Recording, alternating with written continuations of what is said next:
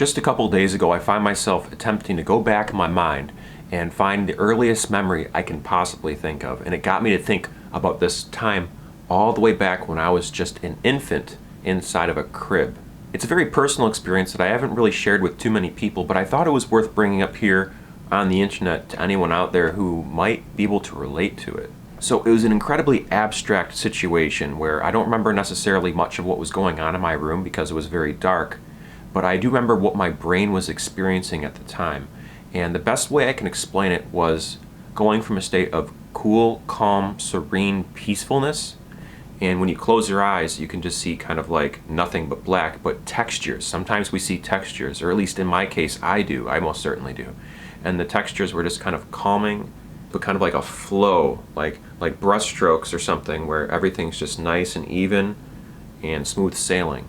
Sometimes when you close your eyes you can see the light coming through your eyelids, but if you block out all that light you'll notice that you'll see light shadows perhaps. Wherever that light bulb was on you can still see a ring of it, but eventually what ends up happening is all of that just kind of fades down and you're left with nothing but just blackness and perhaps speckles of color. There's also instances where you push in your eyeballs and you get like visions of red or different images or textures or shapes. I'm not sure how exactly to describe it, but I'm sure that someone out there can relate to what I'm talking about. So when I was an infant in a crib, I do remember this memory of being in the crib right before I started having a crying fit. And I was lying there and everything was calm, relaxing. I couldn't have been more than 2 or 3 years old tops for this memory, I'm pretty confident of that. But regardless of the age, I was most certainly inside of my crib and I'm lying on my back looking up at the ceiling. And I'm noticing if I close my eyes I can see the difference in the colors and textures of the back of my eyelids versus when I do open my eyes. The lights are off in my bedroom, but there's a little bit of light peering in from outside. Perhaps a street light, perhaps the moonlight.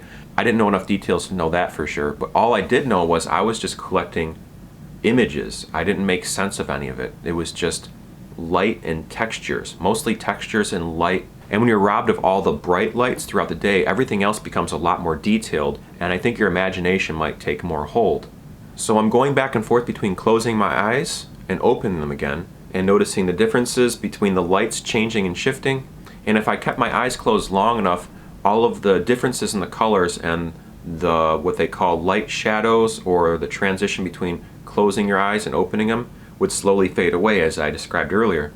So my first memory more or less is going between being in this very peaceful situation with my eyes closed, with the smooth textures in my mind, almost like a smooth is the best word I can really say for this. Is a smooth, kind of opalescent, round, flowy kind of texture, all the way into like this jagged kind of puzzle piecey, broken apart, rough texture. Various shades of black and browns and grays, and just jagged kind of discordant shapes that didn't quite fit together and caused feelings of discomfort, more or less. And it would be at that point when I would start crying. And then it would go back and forth between this crunchy, dark, discordant, jagged kind of texture to a smooth, relaxed texture. I could handle the jagged, discordant, rough, uncomfortable textures for a while, but I preferred the smooth, more comfortable, flowy textures even more, obviously.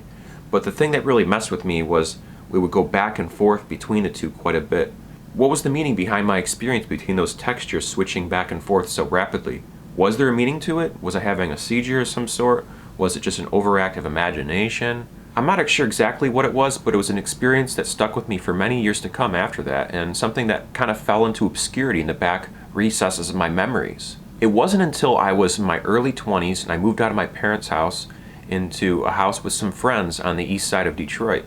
And my friend who lived in that house, he had a book on the artwork of Alex Grey. If you don't know who Alex Grey is an amazing visionary, an amazing artist who did artwork for the likes of the band Tool on their Lateralis album. But more importantly than the artwork he's done for other artists is the artwork he has done for himself and also for all of humanity. Alex Grey is responsible for the artwork of the Chapel of Sacred Mirrors.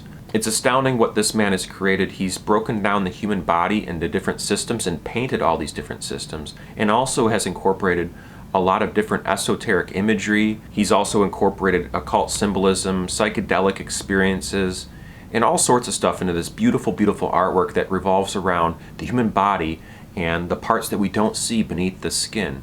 He's good at taking the mind's eye and viewing the body through that lens rather than the lens of our everyday experiences and our regular sensibilities. So the reason I bring up Alex Grey when it comes to my earliest memory of my childhood being in that crib with my mind switching between the smooth, opalescent, flowy textures in my brain, my mind's eye, to the more rough, jagged, discordant, uncomfortable, black, gray, brown kind of feeling textured images in my brain, was because Alex Grey made a drawing called First Memory, and it looks exactly like this right here. And when I first saw it, it brought back these memories of me being in that crib as a child, at nighttime specifically, because when the lights were turned off, I would experience textures that looked a lot like this, or at least a lot like my memories of this.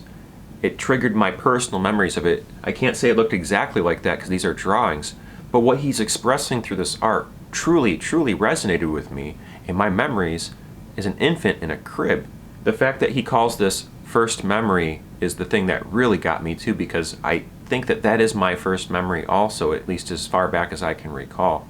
And the fact that it was centered around an abstract concept of visualizing textures inside of the brain, inside the imagination, was the most fascinating part about this particular piece for me, because I can directly relate to it. And you can tell in this video I obviously have trouble articulating the experience because it's so abstract. It's not something I can draw like Alex Grey did here, which is just amazing that he took the time to take something so abstract and to put it on paper and share it with the world, with other people out there.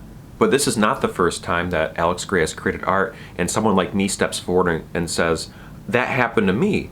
Alex Grey has created so many amazing, amazing, beautiful pieces of artwork where people all around the world look at it and they can instantly feel an intimate connection with what he's trying to communicate through his art. I could talk about Alex Grey all day long. I'll drop a couple of links down below in the description, and please take it upon yourself to go check out and see what Alex Grey is all about if you haven't heard of him. And if you have heard of him, you already know how amazing this man is. But what'd you look at though? First memory.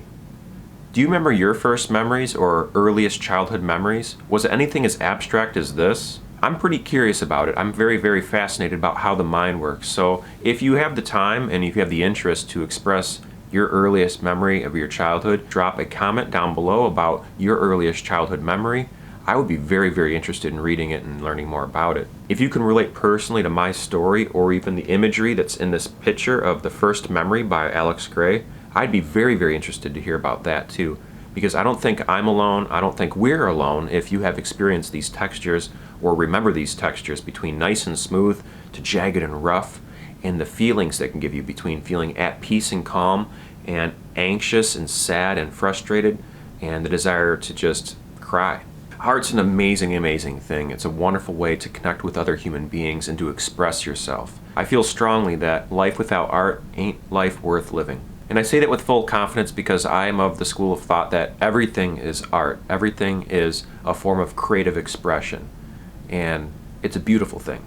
Anyways, folks, I've talked long enough. Thanks for listening to my personal experience of my first earliest childhood memory. I know some folks may think this is a false memory or a memory that's influenced by the artwork of Alex Grey, but I can say with a full, high degree of confidence that I do recall being in a crib as a young man and noticing these differences in textures, not just with my eyes open and closed, but also with just the imagery of them being closed, not the dichotomy between the opening and closing, but them being closed for a prolonged period of time, having all the textures settle, and then having that rough and smooth transition back and forth to the point where I had to cry out for my mother. Anyways, folks, I'm rambling again. I'm gonna go ahead and end this video now, the same way I've been ending all my videos for the past couple months with these words. Remember to never give up, do your best, stay true to you, and be amazing. That's all I got for you tonight, folks. Thanks for watching, and good night.